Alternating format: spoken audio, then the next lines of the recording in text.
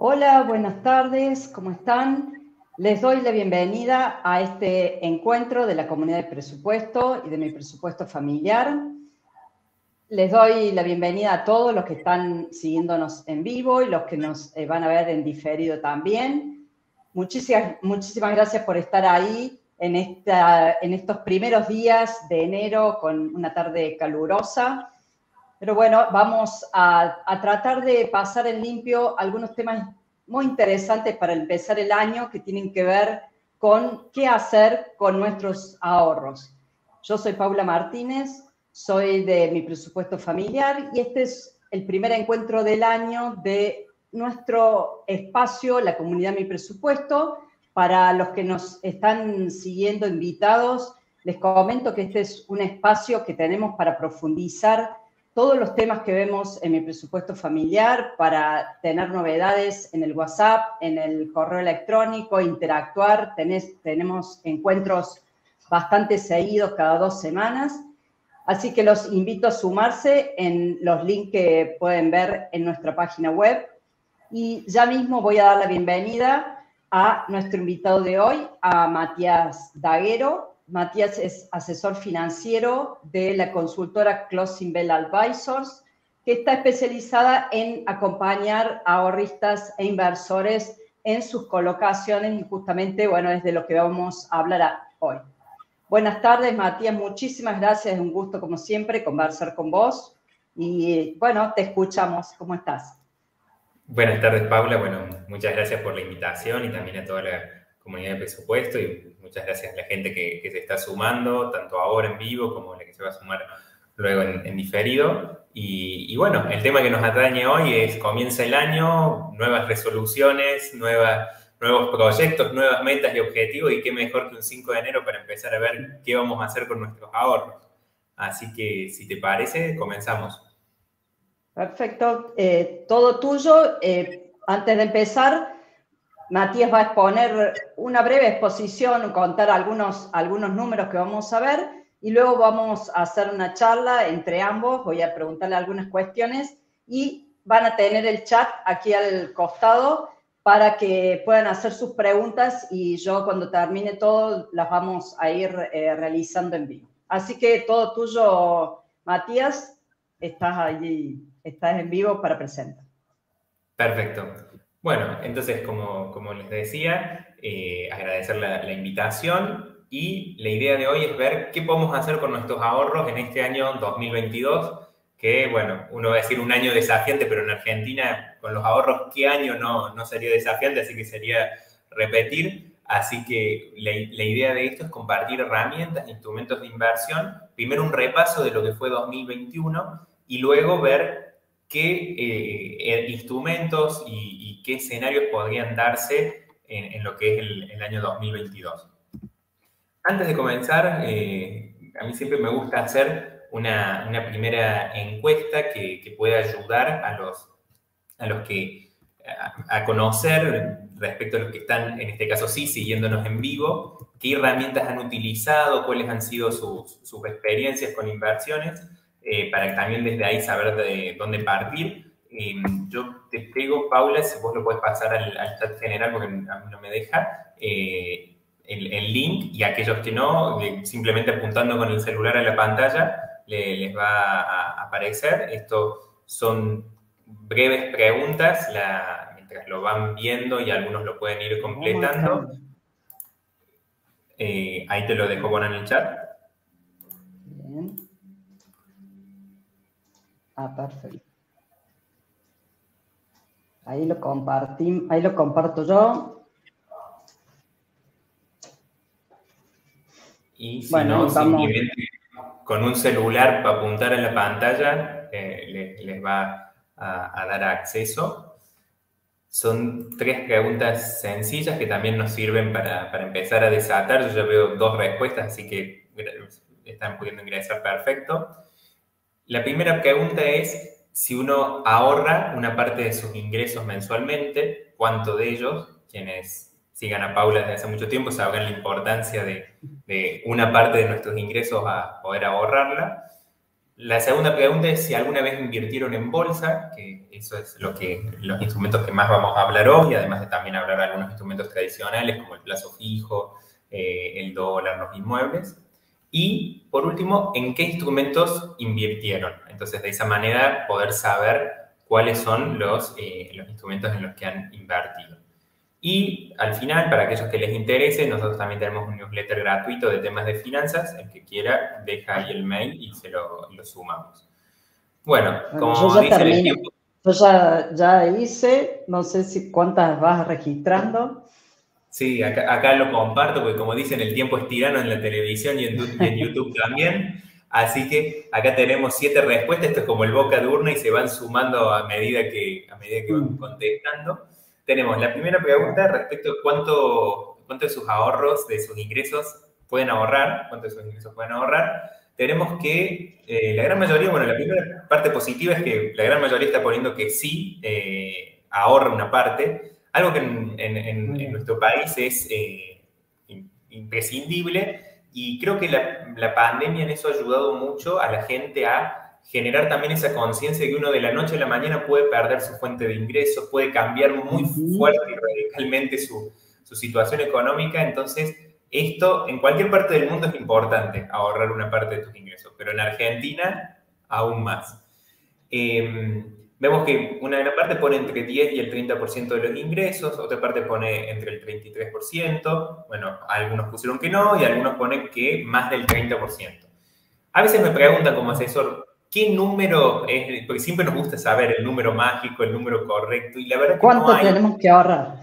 ¿Cuánto tenemos que ahorrar? No hay un número así exacto que sea el ideal. Lo que sí es importante, como toda meta que uno se ponga en la vida, es que sea realizable. Si yo no estoy ahorrando nada y de golpe quiero ahorrar el 30% de mis ingresos, me va a pasar como la gente que empieza a ir al gimnasio en el verano y empieza 2 meses antes, no alcanza. O sea, entonces acá si no ahorro nada, quizás ahorro el 5%, después el 10%, después el 15%, el 20% y así voy.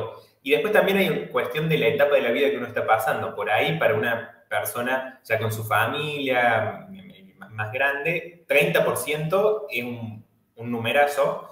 Y para un chico joven que todavía vive con los padres, que gastarte el 70% de tus ingresos, la verdad que no sería aconsejable. Sería aconsejable que puedas quizás dilatar un poquito esos consumos, porque el efecto en el tiempo de empezar a ahorrar desde muy joven puede ser muy fuerte. Entonces eso, conclusión, no hay número mágico, lo importante es ahorrar.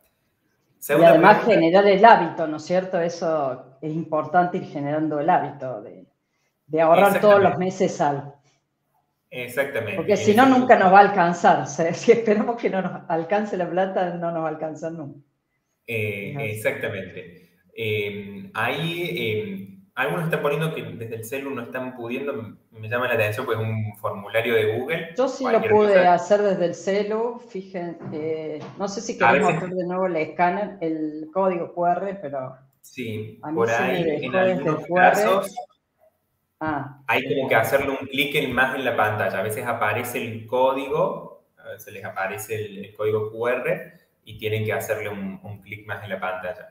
Les completo con una frase de Warren Buffett, que es uno de los mayores inversores de todos los tiempos, que dice que no ahorres lo que te queda después de gastar, sino gástate lo que te queda después de ahorrar. Esto hay que hacerlo como algo automático. O sea, cobré no sé, de 100, separo 5. O sea, y automáticamente después veo en qué lo gasto. En ese momento en que me acreditan mi sueldo para aquellos que trabajan en relación de dependencia, en ese momento en que cobro mis honorarios para aquellos que sean independientes o que retiro una parte del capital de mi empresa. Cuando hago eso, ahí separar una parte. La segunda pregunta es si invirtieron antes en bolsa. Y 60% sí, o sea que tenemos un porcentaje muy alto de gente que invierte en bolsa. Para que sepan, en Argentina menos del 3% invierte en bolsa, por lo cual estamos en la élite dentro de lo que sería este grupo. Y en cuanto a instrumentos, tenemos, como no puede ser de otra manera, siempre a la cabeza el dólar. Esto es típico, siempre que hacemos en Argentina la encuesta, el dólar pica en punta. Bueno, y vamos a ver qué ha pasado el año pasado con el tema del dólar.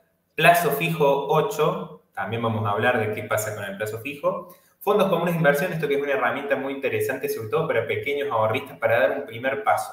Como algunos me preguntan, ¿es bueno, es malo hacer los fondos comunes de inversión? Es un primer paso. Esto es como cuando empezar a decir, che, quiero hacer ejercicio, salgo a caminar media hora. A ver, es un primer paso de no hacer nada a salir a caminar. Obviamente después hay mayor grado de sofisticación, uno puede ir creciendo. Bueno, lo mismo pasa con los fondos comunes de inversión. Tenemos también la presencia de los inmuebles, que en Argentina es muy fuerte, bonos argentinos, LECAP, LEDES, acciones menos, Bitcoin y criptomonedas también 4. Bien, bueno, esto como una primera alusión que me sirve también a mí para ver hacia dónde encaminar la charla y ver de qué herramienta hablar un poquito más, de qué herramienta hablar un poquito menos.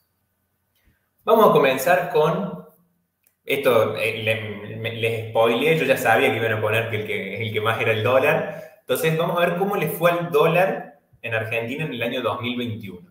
Y acá, antes de comenzar, lo que uno tiene que saber es cuál es la definición de inversión. O sea, de manual, en los libros, ¿qué es una inversión? Es cuando uno resigna un capital que tiene hoy para tener un mayor consumo en el futuro. O sea, resignas consumir hoy para consumir más en el futuro. Eso, cuando uno lo traduce, sería ganarle a la inflación, porque para que yo con el capital que tengo hoy me pueda comprar más cosas mañana, tengo que al menos ganarle a la inflación. Cosa que en Argentina es todo un desafío. O sea, es como salir a la cancha 4-5-0 abajo. Bueno, acá el año pasado todavía no está el número de inflación definitivo del INDEC. Se estima que va a terminar en torno al 51. Yo, para poner un dato objetivo, puse el que es el medido por el coeficiente de estabilización de referencia, conocido como CER, que tiene un retraso de 15 días. Entonces, en este caso, da 52% anual, pero supongamos va a terminar seguramente ahora a mediados de enero, cuando se dé a conocer, entre 50 y 51, lo que es la inflación del INDEC.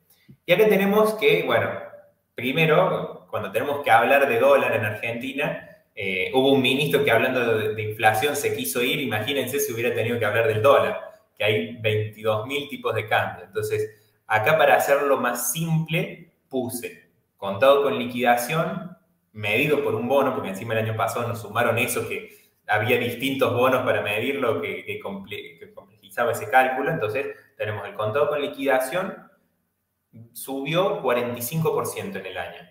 El dólar contado con liquidación es de operaciones que surgen de comprar un bono en Argentina y venderlo en el exterior con una acreditación en una cuenta bancaria en el exterior.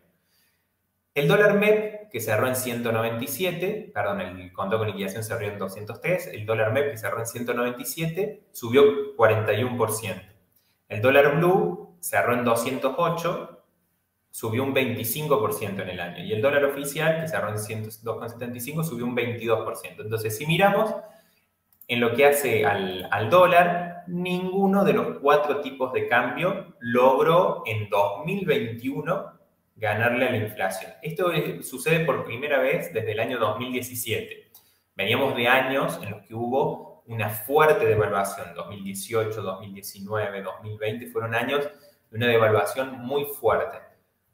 2021 lograron medianamente estabilizarlo al dólar. Entonces uno se podría preguntar, bueno, ¿qué le ganó a la inflación?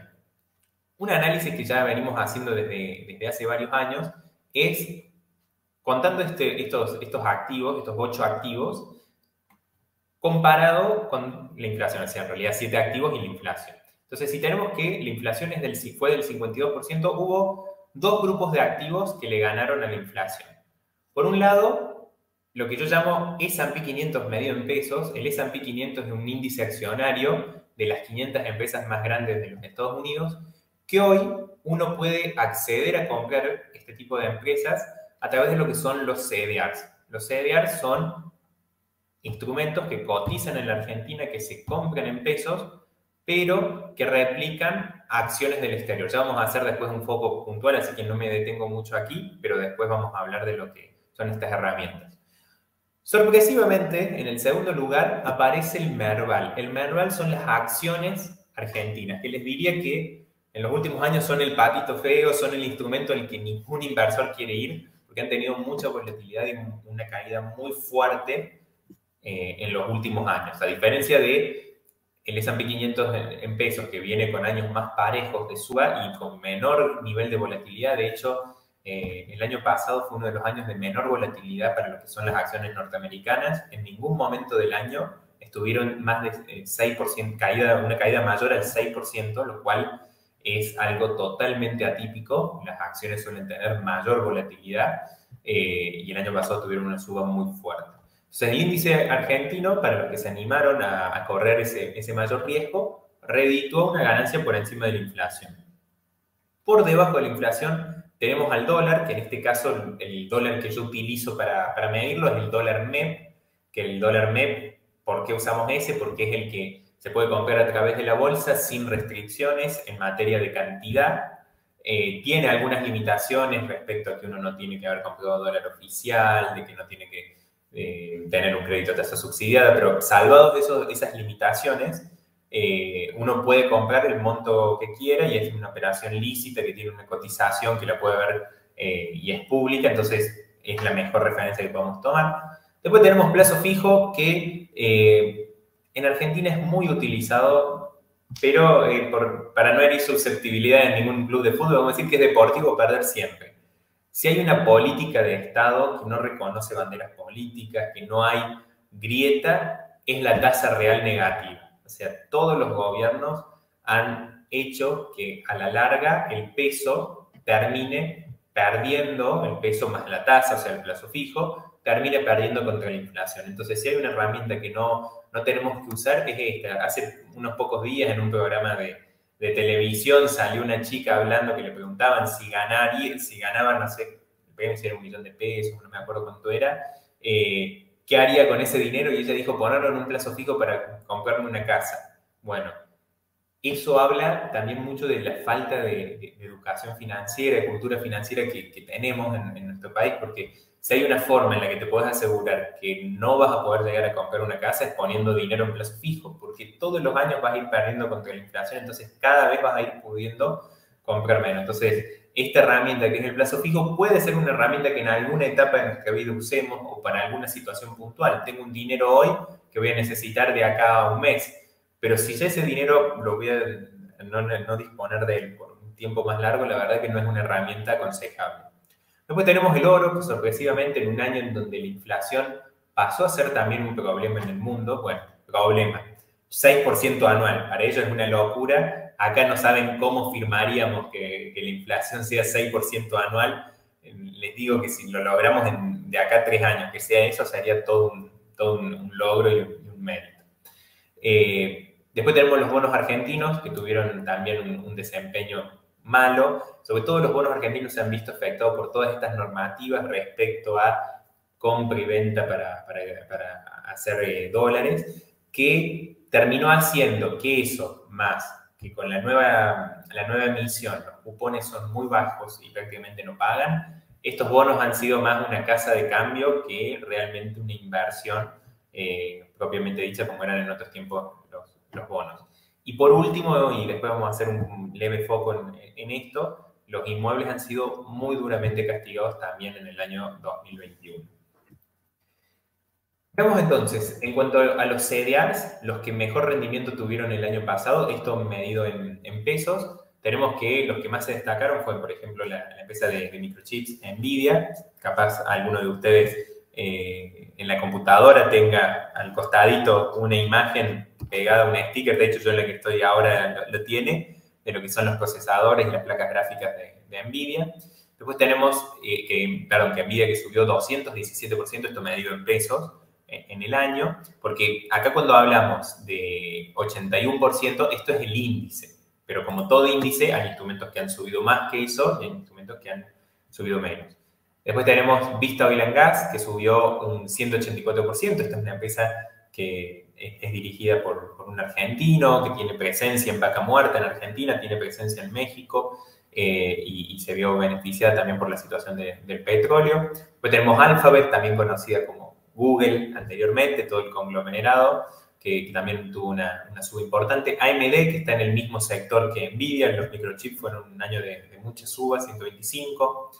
Pfizer, en un año con pandemia, se destacó. Y Tesla, la empresa de Elon Musk, este excéntrico empresario estadounidense, también tuvo una fuerte suba que hace unos pocos días presentaron un balance en donde se vio un incremento muy fuerte en lo que es la producción de autos y la entrega, que hizo que ya en lo que vamos del año haya subido más de 15% en dólares, adicional a esta suba que ya venía teniendo.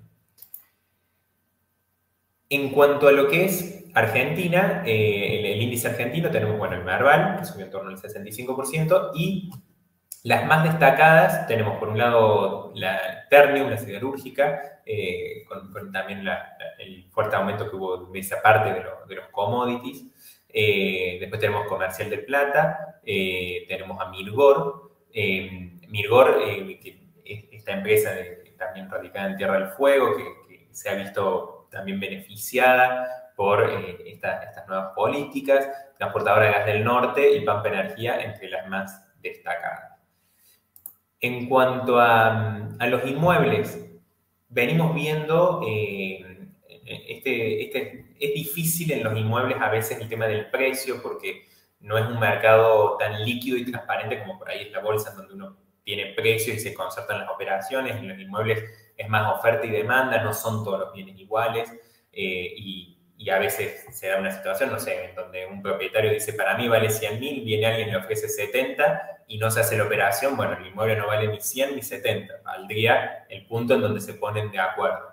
Entonces, este gráfico lo arma la gente de Reporte Inmobiliario, que es de lo más profesional y serio que he encontrado en el medio respecto a cómo medir la evolución, y aparte lleva un histórico, como ven acá, desde el año 1977, de la evolución que ha ido teniendo el precio del metro cuadrado. Esto está hecho para Ciudad de Buenos Aires, pero también lleva para otras provincias. Bueno, también hay un gráfico de Córdoba que no va tan para atrás, por eso no lo traigo, pero el movimiento es parecido, en donde vemos que luego de alcanzar el pico en 2018, lo mismo que pasó con las acciones argentinas, han venido cayendo en los últimos años ya más del 40%, y esta tendencia se espera hacia adelante que continúe por una cuestión simple. El tema de los inmuebles tiene lo que se llama la renta inmobiliaria, que es alquiler dividido el precio del inmueble. Hoy está en mínimos históricos, esos valores están en torno a 1,5, 1,7%, 1,5, 1,7%, cuando los valores promedio a lo largo de la historia han rondado en Argentina más en torno al 4 al 5%. Esto es una ecuación matemática, numerador alquiler, denominador precio del inmueble, para que esto que me da 1,5, me dé 4, me dé 5, pueden pasar tres cosas. O que suba mucho el precio de los alquileres, estamos hablando del precio en dólares, que si bien venimos observando una suba de los alquileres, pero que se multipliquen por 2,5, 3 veces en dólares, la verdad que es difícil que el mercado le pueda dar respuesta. La segunda forma es que baje mucho el precio de los inmuebles, algo que también viene sucediendo. O, lo más probable, la tercera vía, un mix de las dos cosas. Que suba un poco el precio de los alquileres y que descienda una parte el valor de las propiedades. Mi recomendación siempre en cuanto a los instrumentos de inversión para decidir en qué invertir es nunca ver el árbol, o sea, quedarnos con un solo año, sino ver toda una historia, ver a lo largo de los años. Y lo que de este gráfico uno puede observar, que esto va desde 2011 hasta 2020, es que no hay un único activo que todos los años sea el mejor. Entonces uno lo que debería buscar es diversificar la cartera, porque acá vemos, por ejemplo, el oro, que el año 2020 había sido el de mejor rendimiento, en 2021 no alcanzó a ganarle a la inflación. El S&P 500 más o menos se mantiene, acá vemos años en los que estuvo medio bajo, pero la gran mayoría está entre los de mayor desempeño. El dólar, tenemos que estos 3 años le había ganado la inflación, 2018, 2019, 2020. Vimos que en 2021 no lo hizo, y si miramos para atrás, en la gran mayoría acá también de los años le había costado, en 2016, 2015, Bueno, en épocas de cepo por ahí le gana la inflación, bueno, en 2011 no, pero en 2012, 2013 sí. Entonces, en conclusión, lo que uno debe llevarse de esto es la diversificación. Bueno, y el Merval es un caso extraño porque es campeón o el descenso. Fíjense que está el primero o segundo, bueno, de hecho, por ejemplo, en 2021 habíamos visto que había estado segundo, y acá venía de 3 años que era casi el último. Y la que podemos decir como constante, busquemos plazo fijo, inflación en 2011, plazo fijo, inflación, o sea, todos los años es deportivo perder siempre, como les decía. No hay año en el que el plazo fijo haya podido ganarle a la inflación, al menos en los últimos 11 años, porque sumemos 2021 que acá no aparece. Conclusión de esta tabla y de esta primera parte, la importancia de diversificar. Cuando escuchen a alguien que les diga que hay que poner todo el capital en un único activo, en eso nuestras abuelas eran sabias, que usaban la frase de no poner todos los huevos en la misma canasta, bueno, eso es lo que hay que hacer. Todo bien. Con el diario con el diario de lo que pasó, somos todos unos cracks, pero bueno, hacia adelante. ¿Qué instrumentos utilizar? ¿Cómo me cubro en 2022? Y acá les voy a ir contando algunas herramientas interesantes de acuerdo a escenarios que se puedan dar. Una primera herramienta, sobre todo también quizás sobre todo en los bonos de más corto plazo, para aquellos que lo necesiten y que lo quieran usar en plazos no tan largos, pueden ser los bonos que se llaman SER. Estos bonos ajustan por inflación. Entonces, en escenarios de inflación alta, de atraso cambiario, un año como el que pasó, en donde el dólar no alcanzó para cubrir la inflación, estos pueden ser una herramienta interesante. Estos bonos se pueden comprar desde montos bajos, 5.000, 10.000 pesos, o se puede acceder a fondos comunes de inversión que invierten en este tipo de bonos. Lo importante acá es, si soy un perfil que va a necesitar el dinero en corto plazo, debería comprar los bonos más cortos, y si soy un perfil que puede ser que lo necesite en más largo plazo, puedo diversificar y armar una cartera con algunos de estos bonos más largos.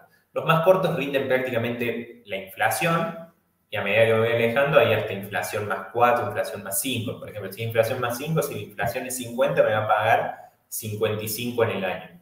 ¿Qué riesgos tienen este tipo de bonos?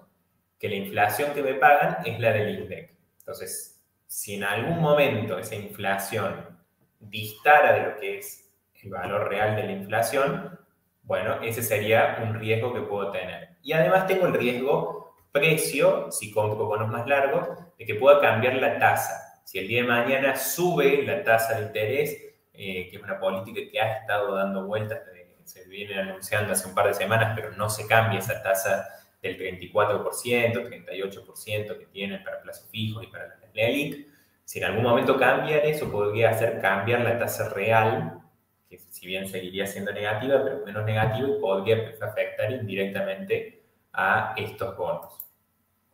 Una segunda herramienta son los bonos dólar link. Los bonos dólar link son instrumentos que pagan la devaluación del peso, y esto, o sea, uno siempre va a cobrar en pesos. Sirven de cobertura, como dice acá, sirven de cobertura frente a un escenario de devaluación del dólar oficial. O sea, si esperamos que se dé este sinceramiento del tipo de cambio, de que aumente la velocidad de devaluación, o que luego de un año en el que la inflación fue arriba del 50% y el dólar oficial se devaluó en torno a 20 o 25%, achicar un poquito ese gap, bueno, podría verse beneficiado con este tipo de instrumentos. Es la única forma hoy que tiene un ahorrista de acceder al mercado, entre comillas, oficial, sin pagar impuesto país, sin pagar el 30%, pero nunca vas a tener dólares billetes. Lo que vas a tener siempre van a ser pesos. Si el dólar se va de 100 a 150, te van a pagar el equivalente a 150 en pesos. Y una única cuestión que esto yo sí siempre marco a clientes a tener en cuenta es, ojo con invertir a través de fondos comunes de inversión, en fondos dólar link, porque ¿qué pasa? Cuando uno compra un bono dólar link, lo hace con la expectativa de que se dé una devaluación. Cuando la devaluación finalmente ocurre, si se da un salto devaluatorio, al día siguiente este instrumento ya no tiene tanto sentido porque ya se produjo el salto. Entonces, en los fondos comunes de inversión, si todos quieren salir a rescatar ese fondo, baja el precio porque todos quieren vender. En cambio, si vos tenés un instrumento y se da esa devaluación, lo que te conviene hacer es esperar al vencimiento de ese instrumento y que te pague. Esto es como el juego de la silla. Uno tiene que tener fondos, bonos dólar link que estén con vencimientos separados entre sí, cosa que cuando se dé la devaluación tenga algún bono que esté próximo a vencer y de esa manera no sufra la caída de precio de que todos estén queriendo vender en ese momento. Otro instrumento muy interesante para gente que por ahí diga, compré dólares en 2017, en 2018, en 2019, en 2020, me fue muy bien esos años. En 2021 compré y ya no me fue tan bien, ya no me sirvió para ganar contra la inflación. Y ahí uno se pregunta, ¿estará ya muy alto el valor del dólar? Cuando uno ve el precio, no del dólar oficial, sino del MEP y contado con liquidación, estamos en valores que son equivalentes a momentos de crisis históricas muy fuertes de Argentina.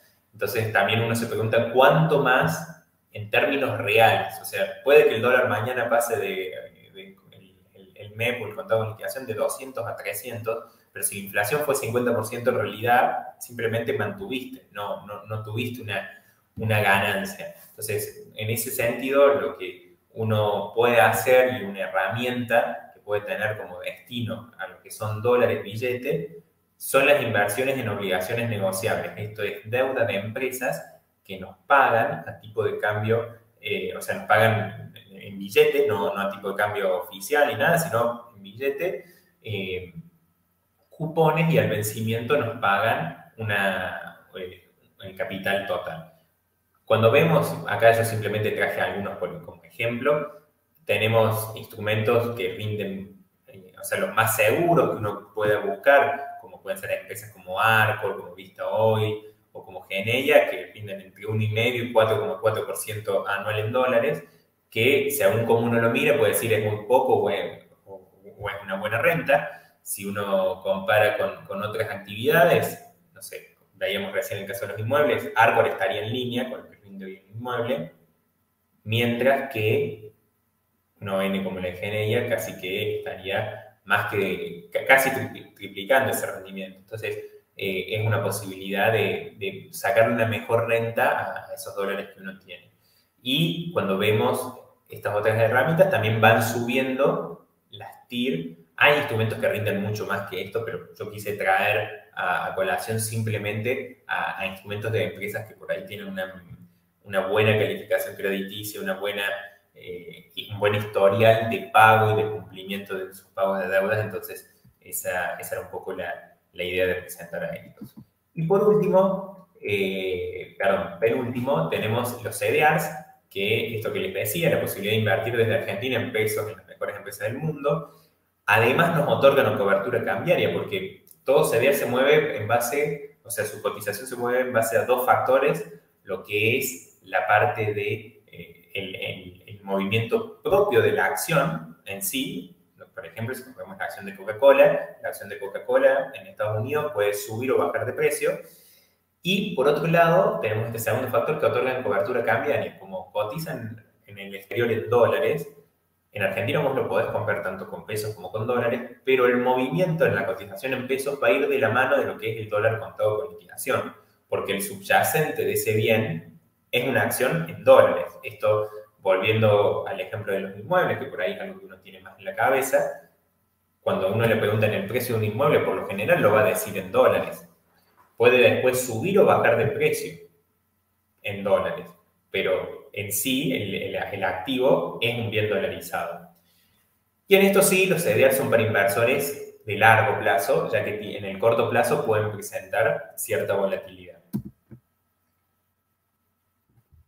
Y ahora sí, por último, tenemos a las acciones argentinas, que cuando uno ve los precios de las acciones argentinas, hoy están en precios históricamente bajos. Les pongo un ejemplo. El ADR de Galicia, que es como lo más representativo que tenemos en nuestro mercado, viene moviéndose en los últimos, les diría, 2 años en un rango de $6, $10, $11 de cotización, llegó a cotizar arriba de $70. Estamos hablando de la posibilidad de multiplicar por 8, por 10, si se diera un escenario de cambio de expectativas de lo que es nuestro mercado, simplemente para volver a los valores en los que supo estar. El driver principal de esta inversión en Argentina sería un posible cambio de gobierno en 2023 o un cambio en la política económica previo a ese momento. Esto es para perfiles agresivos y con paciencia. O sea, Argentina es un mercado que hay que entenderlo, que no hay que volverse loco y que necesita más que nunca del largo plazo. No es como Keynes que decía en el largo plazo estaremos todos muertos, esperemos que no, pero en Argentina hace falta darle un tiempo a esto para que pueda madurar. Bueno, hasta acá como una presentación general y ahora totalmente predispuesto a escuchar las dudas, consultas, primero Paula y después la gente que pueda tener. Bueno, Matías, muchísimas gracias. Bueno, en el largo plazo esperamos que sobrevivamos a la pandemia, que superemos la pandemia, por lo menos sobrevivir por ahora, estamos acá, que la superemos no demasiado largo. Bueno, ahí muchísimas gracias, Matías, la verdad que siempre súper claro y las preguntas que la gente por ahí quiere saber, justamente, ahí están todas las redes y todo donde lo pueden seguir. Tiene su newsletter también que les hace llegar en forma sin cargo, con análisis muy, muy interesantes. Lo dejamos un momentito mientras vamos conversando. Yo te quería preguntar, ¿qué variables tiene que mirar un ahorrista, un inversor ahora este año? Siempre sabemos que la economía argentina y la economía mundial también, obviamente, son muy, muy variables y no siempre hay que mirar lo mismo, ¿no? Pero, bueno, ¿qué variables tenemos que tener en cuenta? ¿Qué miramos? ¿Qué noticias prestamos atención? Por lo menos al inicio del año, veremos después cómo va avanzando. Sí, variables, bueno, hay dos típicas en Argentina que son la inflación y el dólar, que eso es algo que nunca podemos dejar de lado, o sea, la inflación y sobre todo a la hora de invertir, a ver, también rigen en toda actividad económica, sea que uno tenga un negocio y tiene que ver cómo ajusta los precios en su negocio, sea uno que tiene alguien que cobra en relación de dependencia, ver cómo gana o pierde poder adquisitivo su salario, pero a la hora de invertir, la inflación es la vara, es como quien dice el nivel del mar, ¿nos tapa el agua o no nos tapa? Entonces, la inflación es algo que tenemos que ver y sobre todo también la dinámica que se va dando inflacionaria, o sea, si los índices mensuales son más altos o son más bajos mes a mes. Entonces, acá el otro día un economista decía, me ha hecho reír, que en Estados Unidos hablan de que la inflación es transitoria por lo alta. En Argentina, lamentablemente, lo que decimos es que la desinflación es transitoria, o sea, que haya dado un poquito más bajo el índice en noviembre, fruto de algunas medidas que se tomaron de congelamiento de precios de cara a las elecciones. En diciembre ya se nota una aceleración en lo que son los valores de la inflación y para enero también. Entonces, el tema de la evolución que va teniendo la inflación es muy importante. Tema dólar, perdón, hablando de un 50% interanual, ¿no es cierto?, de expectativas para exactamente, sí. Como piso, diría yo. Porque, exactamente. La verdad que en un escenario como el que estamos, a 5 de enero, si en la mesa le ponen a Martín Guzmán un papel en donde pueda afirmar que la inflación de 2022 sea 45-50%, yo creería que lo firma. En medio del contexto en el que estamos y con varias variables complejas, es un escenario difícil. Tema dólar, siempre hay que seguirlo. A mí, la variable que, si tenemos que resumir lo que está el oficial, el MEP, el contrato con liquidación, si tuviera que decir cuál es el que más tenemos que seguir, la brecha. O sea, esa dinámica entre el espacio que hay entre el dólar oficial, si quieren medirlo contra el blue, contra el MEP, contra el contrato con liquidación, eso que hoy está en 100%, no permite que la economía camine. O sea, un hombre de negocios cuando ve que tiene en un lugar que vende a 200, en otro que vende 100, y bueno, ni que hablar del sector agropecuario que está en 60 y pico, es muy difícil una economía con tanta distorsión en el precio, que algo para una persona valga una cosa y para otro valga otra. Entonces, esa brecha tan alta y tan sostenida en el tiempo, porque ya llevamos más de un año con una brecha parecida en esos valores, la verdad que dificulta mucho y esa es una variable sobre la que debería trabajar fuertemente el gobierno. Noticias a mirar, la del FMI es importante y es la que escuchamos todos los días. Ni que hablar el tema a nivel mundial, cómo sigue la pandemia. A ver si finalmente esto que parece estar menguando, que si bien los casos suben, pero que ya no es tan grave, que no se sabe cómo funciona, cómo termina siendo. Esto que hoy dicen, el otro decían, si no sos contacto estrecho o no tenés, vos hoy COVID, sos una persona que no tiene vida social. Bueno, como padre de un bebé de 4 meses me está pasando. Pero es algo que realmente hay que terminar de ver cómo se termina de desenvolver y qué impacto económico termina teniendo. Y lo que habría que ver es el nivel de actividad de la economía luego de un año en el que hubo un rebote, si se puede sostener en el tiempo o no esa mejora, al menos en el nivel de actividad. O sea, esas serían las variables a mirar. Bueno, bárbaro. Ya están llegando preguntas y ya vamos a ir ahí, pero quisiera que de todas estas opciones que diste, separemos como 3 casos diferentes, ¿no? Que pueden ser dentro de la misma familia o de la misma persona, pero separemos 3 canastas distintas o 3 montoncitos distintos de dinero. Supongamos que tenemos, ¿qué opciones podemos ir viendo en cada una de estas? La primera, que sea nuestro fondo de emergencia, ¿no? El dinero que tenemos para las situaciones que nos salen en el momento, algo que nos sucedió, que tenemos que recurrir enseguida. Otra opción podría ser dinero que vamos a necesitar este año. No sé, nos queremos cambiar el auto, pero no ya. Queremos irnos de vacaciones en algún momento del año. Tenemos la fiesta de 15 o la fiesta de egresado de los chicos. Bueno, distintas situaciones, cambiar la casa, arreglarla. Pero lo vamos a necesitar dentro de este año, dentro de 2022. Y la tercera situación, bueno, queremos ahorrar realmente para el largo plazo. ¿Qué opciones vamos evaluando en cada una de estas situaciones? Que no es lo mismo, por supuesto. Totalmente. Mira, te lo simplifico en 2. A esos 3 casos, te junto el primero y el segundo en lo que sería lo que yo llamo ahorro, distinguir ahorro de inversión. Ahorro es dinero de corto plazo que puedes necesitar para cambiar el auto, para hacer un arreglo en tu casa, que forma parte de tu fondo de emergencia. Para quienes no sepan, un fondo de emergencia es lo que uno debe tener, idealmente lo que hablan los libros, entre 3 y 6 meses de lo que es tu nivel de ingreso, en algo líquido que puedas acceder rápido. Entonces, por ahí se asocia mucho a lo que es el ahorro. Dentro de lo que es ese fondo de emergencia y algo que voy a necesitar en el corto plazo, si el capital es pequeño, las herramientas que puedes usar, por ejemplo, tenés fondos comunes de inversión que siguen la evolución de lo que es la inflación, que invierten de manera diversificada, bonos, letras, LECER, o sea, distintas herramientas que ajustan por inflación. Entonces, de esa manera uno tiene esa posición.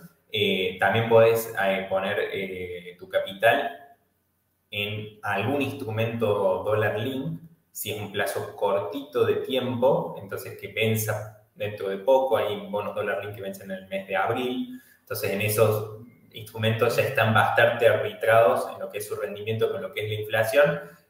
Y tenés el plus, que si justo en algún momento de acá a abril se pega un salto de evaluatorio más fuerte, obtendrías una ganancia adicional.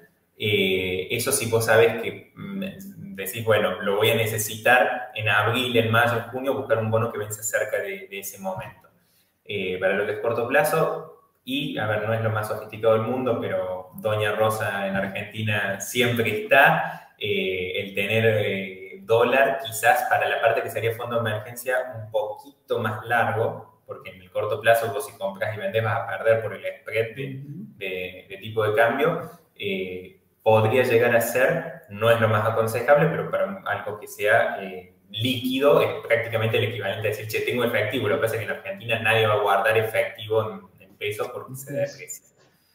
Inversión de más largo plazo, bueno, ahí son más las alternativas que estuvimos viendo. Si uno es muy conservador, obligaciones negociables en dólares es una herramienta que ha crecido muchísimo y cada vez más inversores minoristas están accediendo porque hay láminas en algunos bonos que con $100 ya puedes empezar a invertir, entonces, y como también lo puedes comprar en pesos y después se te dolariza haberlo comprado en pesos, es una herramienta más que interesante. Y si mi horizonte de tiempo es más largo y tengo predisposición para aprender o para hacer que un asesor me maneje mi cartera de inversiones, instrumentos como los CDRs son más que aconsejables. Y, como dijimos, el caso de las acciones argentinas para perfiles de más largo plazo. Voy a poner, ya que estamos hablando de esto, una pregunta acá de Anabela, después vamos a volver a las de Fernando, así, y que dice qué porcentaje, ya que estamos hablando de la cartera de inversión, ¿invertirías en bonos SER si tomamos, por ejemplo, 40.000 pesos, un monto bastante bajo, digamos, si lo traducimos a dólares, ¿no? Algunos vencerían este año más largo, ¿cómo se armaría, digamos? Hablábamos de SER, habías dicho como de corto plazo, más bien, ¿no? De corto plazo, sí, sí. A ver, el tema del porcentaje, eso ya depende mucho del perfil de cada persona. Pero supongamos que en esto vos decís, tengo 40.000 pesos, soy un perfil de corto plazo, es mi fondo de emergencia o todo. Yo más que ir directo con ese capital a un bono específico, iría a un fondo por la cantidad para diversificar. Podés, si no, comprar bonos los más cortitos, el TX22, T2X2, que son los bonos SER de corto plazo, pero haría, y si tengo esos 40.000 pesos y estoy queriendo hacer esa diversificación, quizás no todo en ese único fondo, diversificar también puede ser con algún bono dólar link, como puede ser el T2B1 o T2B2, que vencen ahora en el mes de abril. Y de esa manera estar cubierto también frente a un escenario de devaluación. Bueno, vamos, Fernando hizo varias preguntas, pero pongo acá una y después leo las otras. La primera es como para quien no tiene gran capital y no conoce y solo puede ahorrar un poco del sueldo, ¿cómo empieza? ¿Cómo larga? Pregunta Fernando. Y además hay otra pregunta que dice cómo trabaja el asesor financiero, cómo es la dinámica de trabajo con un asesor, el precio del servicio, cómo se cobra básicamente. ¿Cómo se hace para invertir? Mira, respecto a cómo empezar a invertir, en eso hay diría como tres formas así en las que uno puede empezar a invertir cuando jamás invirtió, cuando nada, no hizo de ninguna manera no tuvo acceso a lo que es el mercado. Estaba fijándome a ver si encontraba, porque tenía como una diapositiva, pero si no se los digo yo en voz alta nomás, de cómo puede hacer uno para empezar. Entonces, les diría que una primera forma, o sea, cuando uno va a encarar la idea de empezar a invertir, si vos nunca en tu vida invertiste, y no querés aprender, no querés dedicar tiempo, querés hacerlo, bueno, en ese caso lo mejor es que sigas comprando dólares, que no te metas en esto, porque si vas a seguir, porque vi una nota en el diario, porque escuché un amigo que me dijo que le fue bien, o vi una propaganda que me prometen 15% anual, perdón, 15% mensual en dólares, en ese caso... Es decir, cuando la limosna es grande hasta el santo desconfía, pero lamentablemente hay avisos así y hay gente que cae en eso. Entonces, es importante que uno sepa, bueno, uno no quiere dar nombres, pero hace poquito, en los últimos días, ha sido muy famoso un caso puntual en esa línea. Entonces, alejarse de esos escenarios en donde uno escuche palabras de renta asegurada, renta garantizada. No existe inversión que no conlleve un riesgo. Esto es como cuando uno sale manejando un auto, siempre tenés el riesgo de tener un accidente. Ahora uno maneja prudentemente, en las esquinas, no toma alcohol, respeta los semáforos y sale a manejar, porque si no te perderías una parte importante de la vida, no porque tengas el riesgo de tener un accidente que no vas a manejar, pero en las inversiones pasa lo mismo. Riesgos hay, uno los debe manejar. Entonces, la primera forma es esa, la que no hay que hacer. Si no querés ni aprender, no querés asesoramiento, no querés, simplemente vas a seguir los titulares, esa no la hagas. La segunda forma es capacitarte y hacerlo vos mismo. Entonces, toma tiempo, uno tiene que aprender, buscar información. Hoy hay un montón de páginas, hay un montón de información, mucha de ella también gratuita, en la que se puede acceder. Recomiendo la Fundación de la Bolsa de Comercio de Buenos Aires. Busquen el canal de YouTube, tienen muy buena información. Yo en mi canal de YouTube también gratuitamente pongo información respecto a cosas para aprender a invertir, y uno aprende y luego lo ejecuta por sus propios medios. Eso se abre una cuenta en una LIC y lo puede llevar. Hoy hay broker online donde lo puede hacer o buscar asesoramiento de research o información. Y una tercera forma es buscar a alguien que sepa de mercado y que me maneje, así como, no sé, uno tiene un contador de confianza, un abogado, un peluquero, un dentista, tenés un asesor financiero que se encarga de llevar adelante tus inversiones, entonces vos podés dedicarte a tu trabajo y no sufrir con el día a día de las inversiones y lo delegas en esa persona. Entonces, esos tipos de servicios son los que uno puede buscar a alguien que lo haga. Siempre les recomiendo busquen a alguien matriculado. Quienes asesoramos y quienes somos agentes de bolsa, tenemos que rendir exámenes, presentar documentación, un montón de regulaciones que son para proteger al inversor del otro lado. Entonces, siempre buscar, es público, uno puede buscar en la página de la Comisión Nacional de Valores el nombre de la persona que me está queriendo asesorar, y de esa manera asegurarse que sea una persona idónea.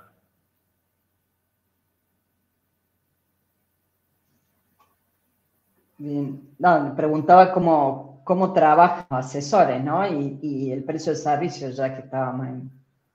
Bien, hay un montón de esquemas que pueden hacer y varía de acuerdo a cada LIC, a cada AGI, a cada distintas figuras que hay. Yo, si quieren, les cuento en caso particular de nuestra empresa. Nosotros tenemos como dos esquemas para lo que es un inversor minorista. Sería el segundo caso, de aquel que quiere conocer, que le gusta y que quiere irlo manejando él mismo, pero ir aprendiendo de mercado y llevarlo. Les damos acceso a un research en donde ellos pueden tener esa información, y allí simplemente lo que se cobra como asesores, el ALIC nos comparte una parte de las comisiones que les cobran por las operaciones. ¿Qué se cobra de comisión de operación? En torno al 0,5, lo que son los brokers online.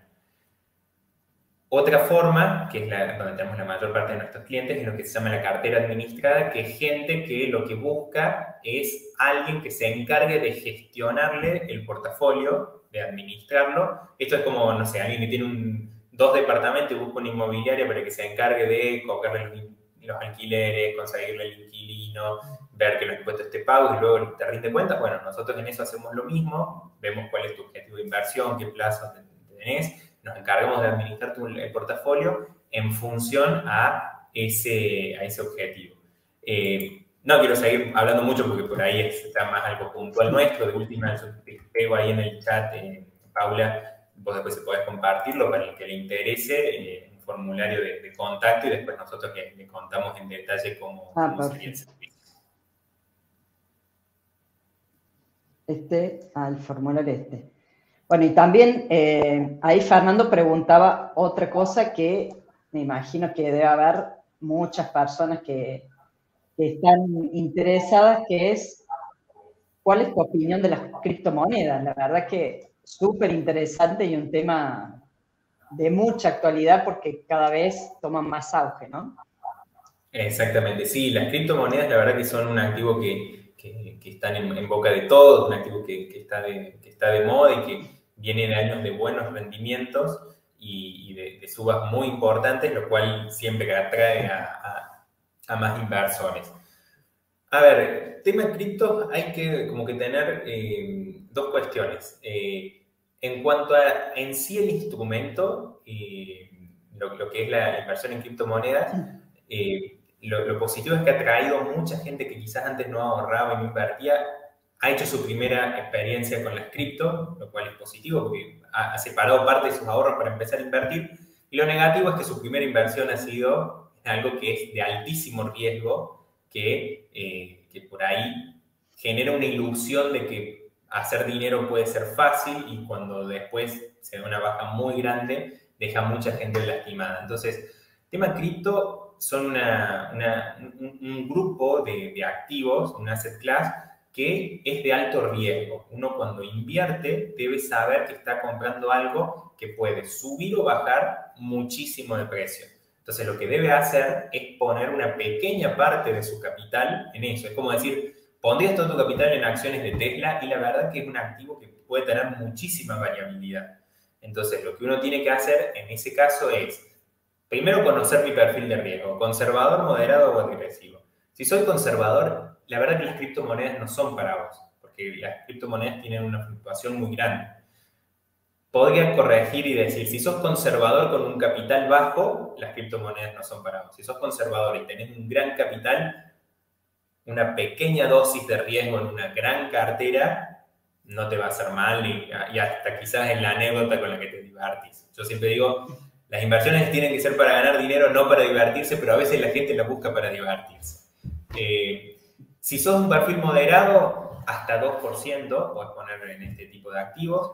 Y si sos agresivo, diría hasta 10%, quizás diversificando entre ya distintos tipos de criptomonedas. Porque así como en la época de los 2000 se dio la burbuja de los .com, pero después, cuando vemos al día de hoy, empresas como Amazon, como Google, como Apple, como Microsoft, que estuvieron en esa burbuja y que sufrieron caídas, hoy valen muchísimo más que lo que valían en ese momento. Pero también tenés empresas como Altavista, que la verdad que ya no la recuerda nadie.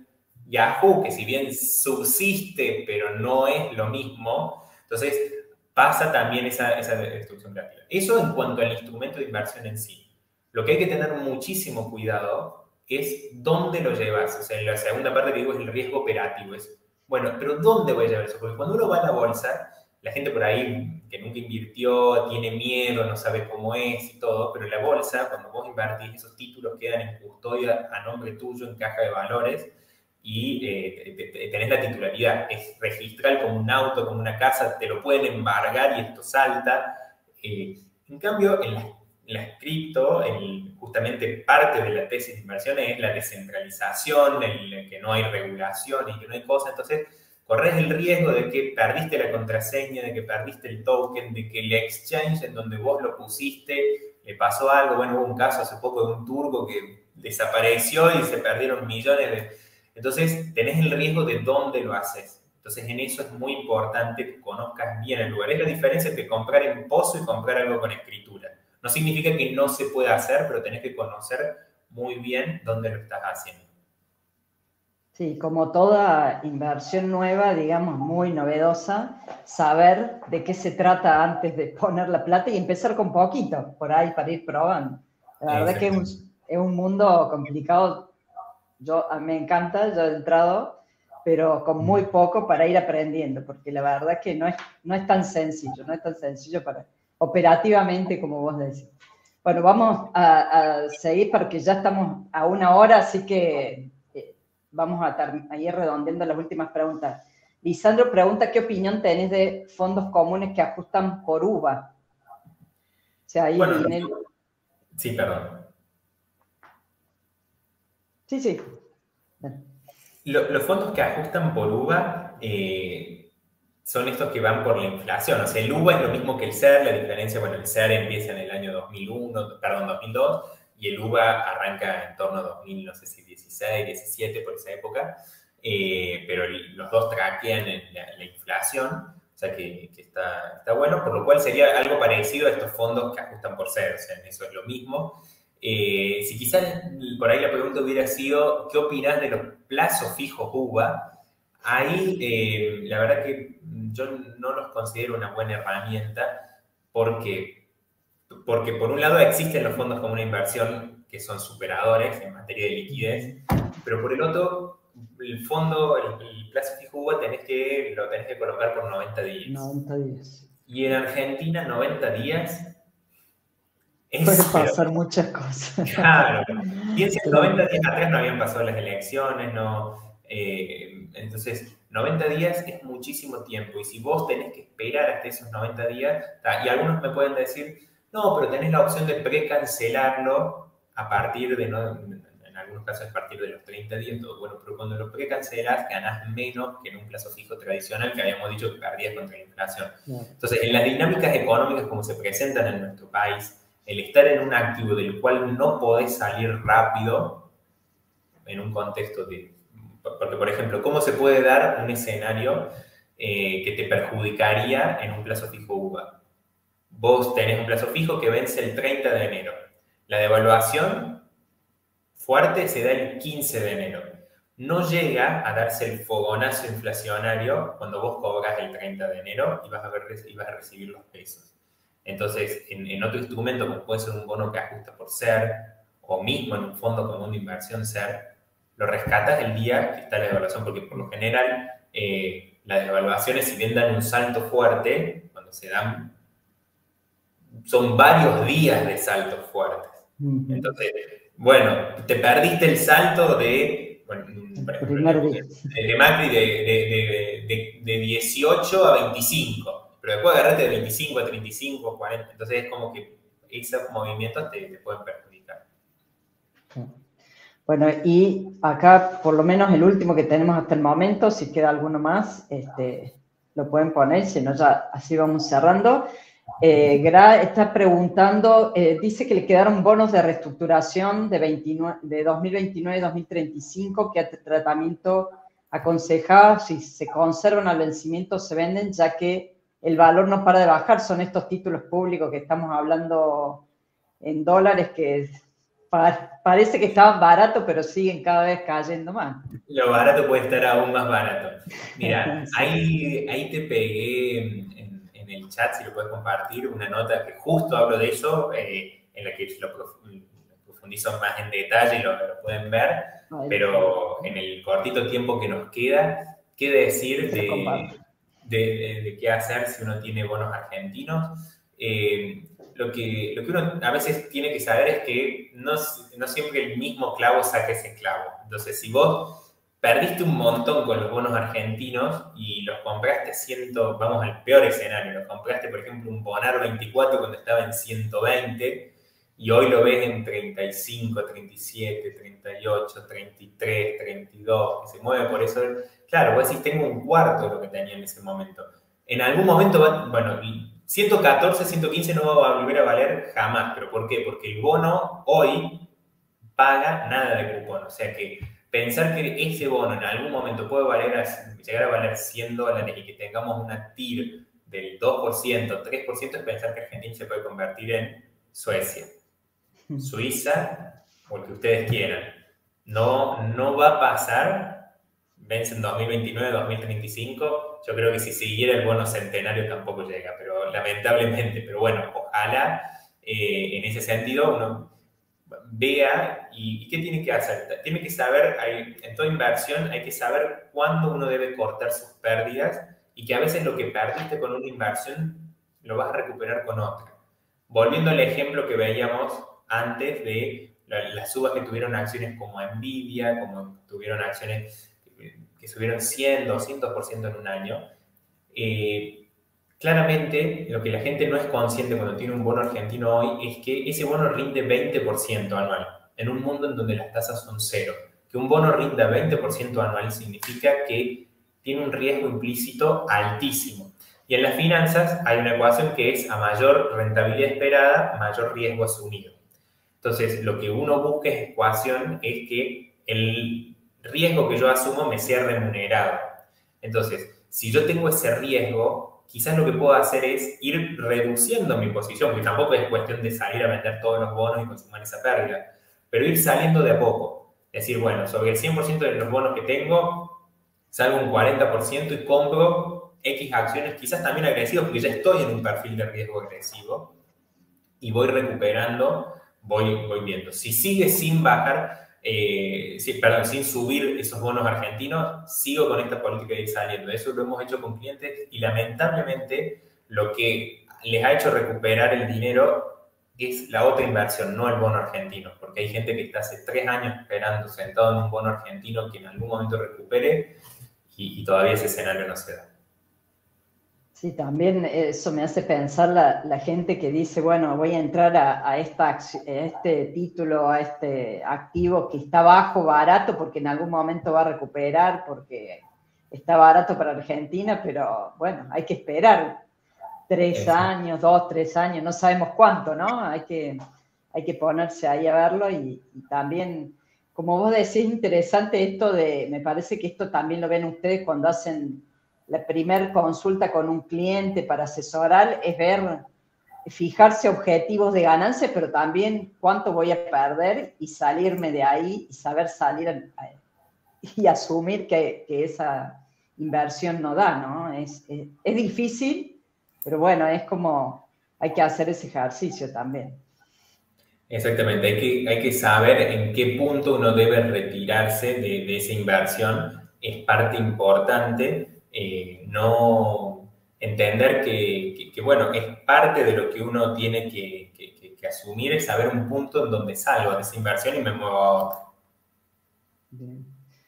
Bueno, Matías, la verdad que como siempre, muchísimas gracias, muy claro, muy explicativo todo. Hemos tenido un panorama bastante completo de todas las opciones que podemos tener al alcance de la mano. No es un cuco, no tiene que ser un cuco, no es una cosa súper complicada, se puede aprender, está hoy con la digitalización, está al alcance de todos, digamos, todo digital que se hace la apertura de las cuentas y todo tipo de las transacciones y los trámites, y tu explicación y sobre todo mirar para atrás, mirar la historia, me parece muy, muy claro. Te agradezco mucho. Les agradezco mucho a todos. En nombre de Mi Presupuesto Familiar, de la comunidad de Mi Presupuesto, los invito a seguir y a sumarse a la comunidad de Mi Presupuesto. Hay un periodo de prueba que pueden ver de qué se trata, ver de todas las cosas que estamos brindando, y además nos están ayudando, por supuesto, a seguir creciendo. Y como siempre, Matías, muchísimas gracias. Creo que no tenés ahí tus datos, pero bueno, si los tenés a mano, los ponemos así, ponemos la placa, así cerramos y pueden ver cómo seguir a Matías Daguero de Closing Bell Advisors. Ahí lo vamos a compartir. Muchas gracias por la invitación, Paula, y también muchas gracias por la atención de toda la gente. Bueno, muchas gracias. Saludos a todos, a quienes están en vivo, a quienes nos siguieron en los comentarios, y nos estamos viendo en el próximo encuentro. Gracias y buenas tardes.